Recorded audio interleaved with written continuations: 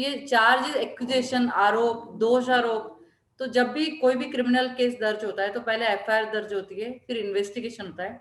Investigation होने के बाद जो कोर्ट में रिपोर्ट, पुलिस रिपोर्ट दर्ज होती है, उसको या तो चार्जशीट बोलते हैं पॉपुलर भाषा में, या फिर उसको कुछ अभी भी आप मोफिजिल कोर्ट्स में गांव की तरफ जाओगे तो उसको चालान भी बोला जाता है।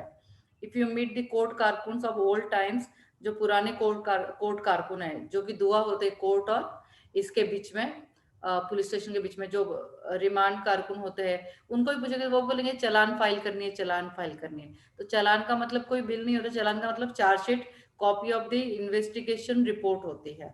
तो ये सबसे इंपॉर्टेंट स्टेज है इन क्रिमिनल ट्रायल, क्योंकि यहाँ से केस की शुरुआत होती है। कई बार अगर चार्जशीट में अगर कुछ भी कहेंगे सब्सटेंस नहीं है तो अक्यूज डिस्चार्ज भी होता है। तो that is also one of the part of the criminal practice. Now today we are dealing with the charge.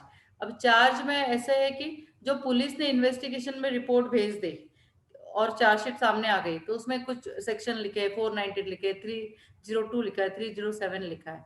तो इसी चार्जेस को चार्ज फ्रेम करेंगे जज साहब, और आपको, आपके जो अशील है, क्लाइंट है, उनको पूछेंगे कि आप चार्ज, मतलब इस चार्ज को कबूल कर रहे हैं, आपके ऊपर ये दोषारोप है तो।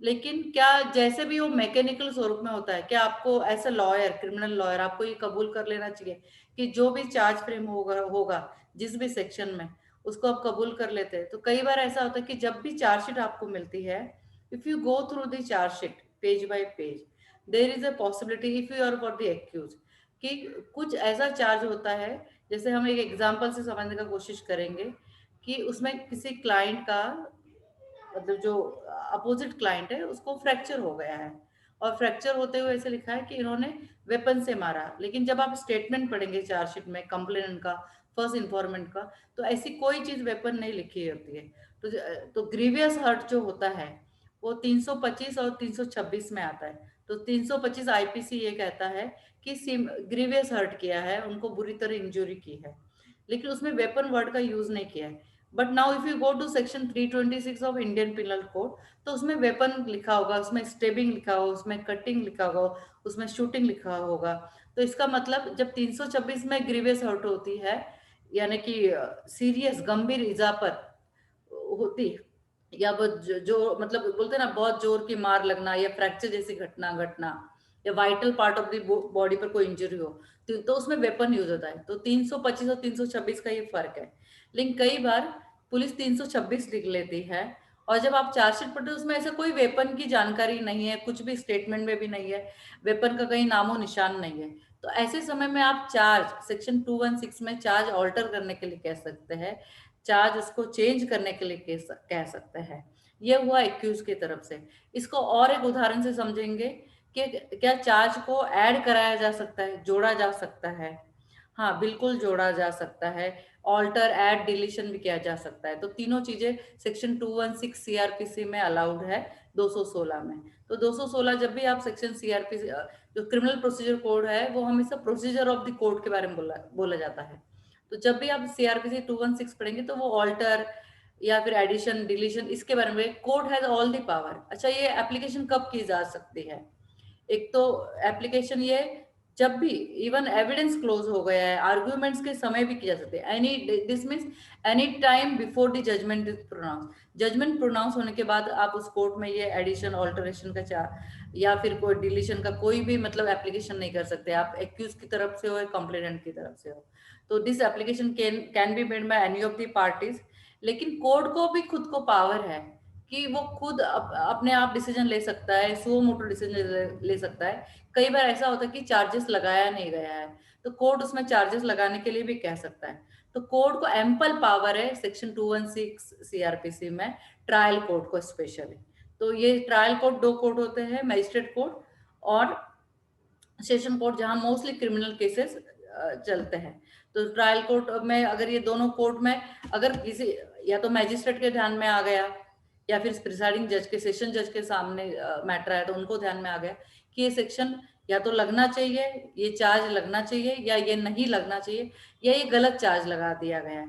इसको एक और उदाहरण से हम समझेंगे। एक बहुत ही अच्छा जजमेंट है सुप्रीम कोर्ट का, Anant Prakash Sinha versus state of Haryana. 2016 का ये जजमेंट है। इसमें एक लेडी जिसको मारा पीटा गया था या फिर प्रताड़ित किया गया था, मतलब वो मैट्रिमोनियल हाउस से उसको बहुत बुरी तरह से तकलीफ देकर बाहर निकाला गया था। तो जो मदर इन लॉ और हस्बैंड है उन्होंने आई एम सॉरी, उसका जो स्त्री धन है उसको दिया नहीं था। अब ये मैडम ने जाके कंप्लेंट करी पुलिस स्टेशन में, एफआईआर दर्ज हुई। कुछ समय के बाद इन्वेस्टिगेशन कंप्लीट हुआ और ये मैटर जा पहुंचा कोर्ट में। जब कोर्ट में ये मैटर सामने आया तो वो लेडी विजिलेंट थी, एक्स्ट्रा विजिलेंट या उनके लॉयर विजिलेंट थे, तो उन्होंने देखा कि 498 है, क्योंकि उनको हैरेस किया गया था मैरिड लेडी को, जो चार्ज उसके लिए है। उसमें एक चार्ज 323 का भी था कि उसको मारा पीटा गया था। लेकिन उसमें जो 406 है सीआरपीसी, वो सॉरी 406 इंडियन पिनल कोड का वो चार्ज नहीं था, जिसमें उसका स्त्री धन, उसको कहना था कि मेरा जो स्त्री धन था, मेरे जो गहने थे, मेरा सामान था, वो मेरे मदर इन लॉ और हस्बैंड ने मिस अप्रोप्रिएट कर लिया है, वो दे नहीं रहे, मेरा सामान नहीं दे रहे, तो ये चार्ज लगाया नहीं गया था। जब ये मैटर वहां पहुंचा ट्रायल कोर्ट के सामने, तो उन लेडी ने ये अर्जी की। तो ये लेडी ने जब ये अर्जी की, तो ये लेडी कंप्लेनेंट थी। तो देखिए, मतलब अगर आप जब भी चार्जशीट पढ़ते हो, 498 लगा है, कई बार हम पुलिस स्टेशन जाते हैं 498 लगा लेते हैं। पुलिस सामान के बारे में, जो स्त्री का सामान है, उसका हक है, उसके गहने, मेरा स्त्रीधन पे अलग से वीडियो बना हुआ, आप देख भी सकते हैं, यूट्यूब पर ऑलरेडी अपलोडेड है। तो अगर उसका सामान उसको नहीं दिया जा रहा है, और कई बार पुलिस नहीं लगाती है या पुलिस हमारी बात नहीं सुनती, कई बार ऐसा होता है कि गहने करोड़ों रुपए में है, तो कुछ रीजन के वजह से या कुछ कि या पुलिस को भी इन्वेस्टिगेशन में क्लैरिटी नहीं मिली है, या कुछ भी रीजन से अगर उन्होंने 406 अनावधान से भी नहीं लगाया है, तो जब भी ये मैटर कोर्ट में पहुंचे, ऐसे लॉयर या ऐसे आप जब फिरियादी है, तो आप अगर चार्जशीट पढ़ेंगे तो आपको ध्यान में आएगा कि उसमें मटेरियल है, उसमें लिखा हुआ है। वो जो मैडम है, इन्होंने अनंत प्रकाश सिन्हा में, स्टेट ऑफ हरियाणा में, इन्होंने देखा था कि उसमें उन्होंने कहा था कंप्लेंट में स्पेसिफिकली कि मुझे हैरेस किया गया, मुझे मारा पीटा गया, मुझे घर से बाहर निकाला गया, और मेरा जो स्त्री धन है वो भी नहीं लौटाया। उसका स्टेटमेंट में ये पूरा लाइन थी। तो जब उन्होंने एप्लीकेशन कोर्ट में की, तो कोर्ट ने वो एप्लीकेशन मंजूर कर ली, लेकिन मामला आगे हाई कोर्ट तक पहुंचा, लेकिन उसके जो जो ट्रायल कोर्ट का ऑर्डर था, वो वैसे के वैसा अपहेल्ड किया गया। तो देखिए, एक वकील के या फिर एक फर्स्ट इन्फॉर्मेंट के ध्यान से चार्जशीट पढ़ने से उनका पूरा सामान उनको मिलने का चांस काफी बढ़ गया, और जो आरोपी है उन पर ही चार्ज बढ़ गया। तो आपको ये हमेशा ध्यान रखना है कि जब भी चार्जशीट आपके सामने आए, तो आप चार्ज क्या लगाए हमारे क्लाइंट पर, उसका ध्यान रखिए। ऐसा एक मैट्रिमोनियल डिस्प्यूट भी हमारे पास आया था। उसमें ऐसा था कि उसको इम्पोर्टेंट कहा गया था, लेकिन जब चार्जशीट आई, तो जो उसका रिपोर्ट था मेडिकल ऑफिसर का, जो मेडिकल डॉक्टर्स का रिपोर्ट था, उसमें इम्पोर्टेंट कहा नहीं गया था, और चार्जशीट में पुलिस ने वैसे ही लिख दिया था, जो इम्पोर्टेंट है वैसे चीटिंग करा था। तो इम्पोर्टेंट था वो आदमी की नहीं था, इसका मेडिकल रिपोर्ट सामने था। तो फिर पुलिस वो चार्ज कैसे लगा सकती है चार्जशीट में, चालान में? तो हमने उसको डिलीशन के लिए अर्जी की थी। तो आपको हमेशा ध्यान रखना है कि आप मैट्रिमोनियल डिस्प्यूट लड़ रहे हो या फिर क्रिमिनल ट्रायल लड़ रहे हो, जब भी अगर चार्ज कुछ भी है, तो वो चार्ज का section of Indian penal code में देखिए, और वो उनका जो फर्स्ट इन्फॉर्मेंट चार्जशीट आप पढ़ोगे या फिर विटनेसेस ने क्या कहा है, उससे वो चार्ज और वो जो एविडेंस नहीं, जो मटेरियल सामने चार्जशीट के रूप में, वो और वो मैच नहीं हो रहा है, तो आप अंडर सेक्शन 216 सीआरपीसी अर्जी कर सकते हैं फर्स्ट इन्फॉर्मेंट की तरफ से आपको एडिशन के लिए। और एक्यूज हमेशा या तो ऑल्टरेशन के लिए बोलेगा या चेंज के लिए बोलेगा।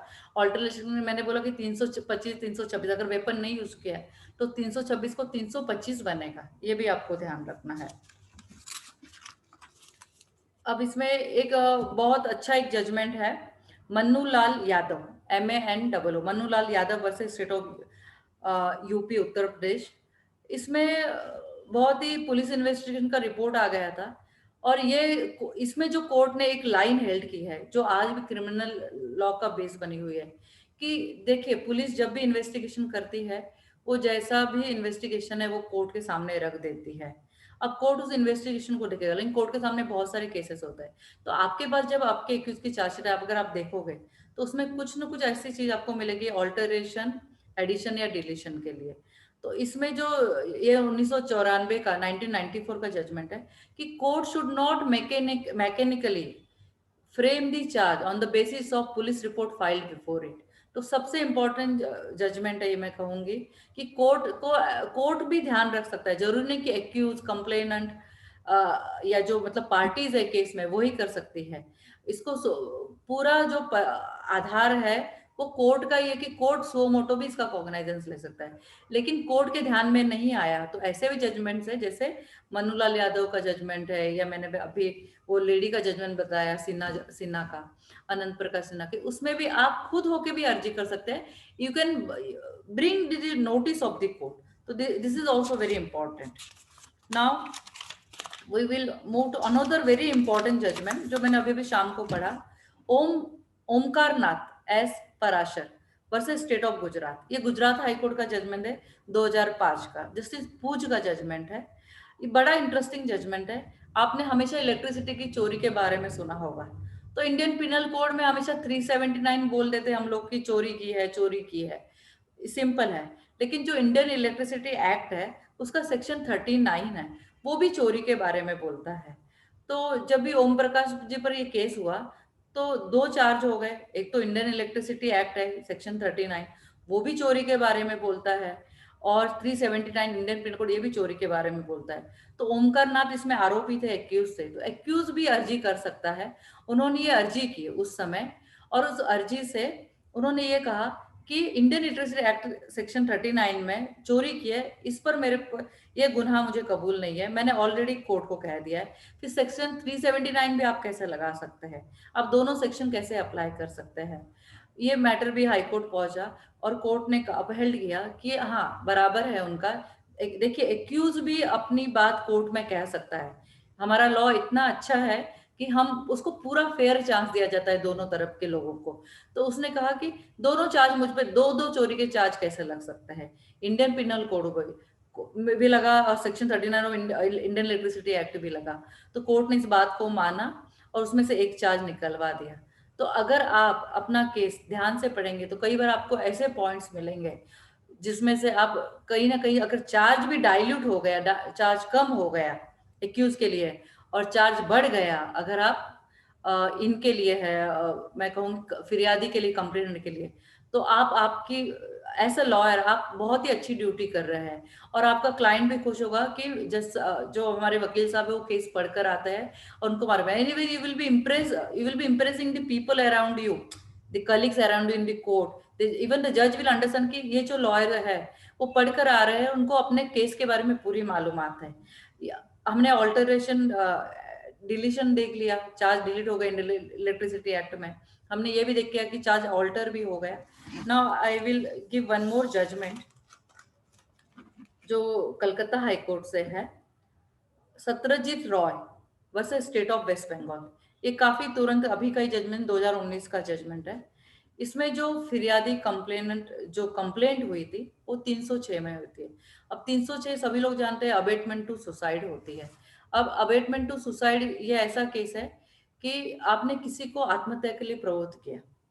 ये बहुत नॉर्मल है, लेकिन कई बार ऐसा होता है कि जो आत्महत्या के लिए प्रवृत्त किया हुआ व्यक्ति तो मर जाता है, उसके पीछे की कहानी किसी को पता नहीं। जैसे सुशांत सिंह का केस हो गया, उसके पीछे की कहानी किसी को पता नहीं कि एक्चुअली उस दिन क्या हुआ। तो ये केस भी है कुछ ऐसा ही था। इसमें 306 का कंप्लेंट हो गई थी, लेकिन जब ये मैटर आगे बढ़ा तो जो प्रोसिक्यूशन है, कंप्लेनेंट है, उन्होंने अर्जी की और ये केस कन्वर्ट हुआ 302 और 376। 302 मर्डर हो गया और 376 रेप हो गया। अब देखिए कहाँ 306 आत्महत्या प्रवृत्त करने, आत्महत्या करने के लिए अबेटमेंट करना, किसी को आत्महत्या करने के लिए उकसाना, जो कंपेयर टू 302 और 376 बहुत ही सिंपल चार्ज है। देखिए आप, तो अगर आपका, हमारी आंखें खुली, हमने चार्जशीट ध्यान से पढ़ी है, तो आप बड़ी आसानी से देख सकते हैं कि 306 का आत्महत्या का केस जो मर्डर में कन्वर्ट हो गया और 376 जो रेप में, तो हो सकता है कि उस व्यक्ति का रेप कर कर उसको मारा गया हो और वो 306 नहीं हुआ हो। तो ये कितनी बड़ी चीज है। ये Satyajit Roy versus state of West Bengal का बड़ा ही इंपॉर्टेंट केस है। अगर आपने ये जो चार जजमेंट्स मैंने अभी बोला, अगर आपने ध्यान से पढ़ लिए तो आपको 216 सीआरपीसी बहुत ही अच्छे से समझ में आ जाएगा। And whenever you will go to the criminal court, charge sheet is handed over to you. तो पहला काम है चार्जशीट पढ़ना।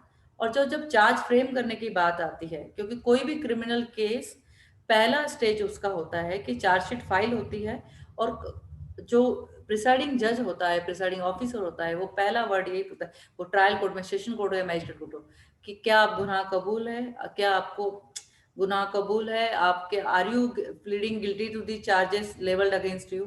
तो अगर उस समय अगर आपने ये 216 की अर्जी की और आप आपके क्लाइंट का कुछ भी थोड़ा बहुत फायदा करा सकते हैं, तो आप सोचिए आगे जब आप ट्रायल चलाओगे तो आपको चार्जशीट का एक ना वर्ड मालूम होगा। Your client gets impress, even the court is vigilant कि ये जो वकील साहब है वो एक एक वर्ड पढ़कर आ रहा है। तो 216 सीआरपीसी दिखने के लिए कोर्ट में alter the charge any time before the pronouncement of the judgment, इतना सिंपल दिखता है। But if you want to turn the criminal trial completely 360 degree, so I would say this is the basic application, basic section of procedure, criminal procedure code, which you every lawyer should know if you really want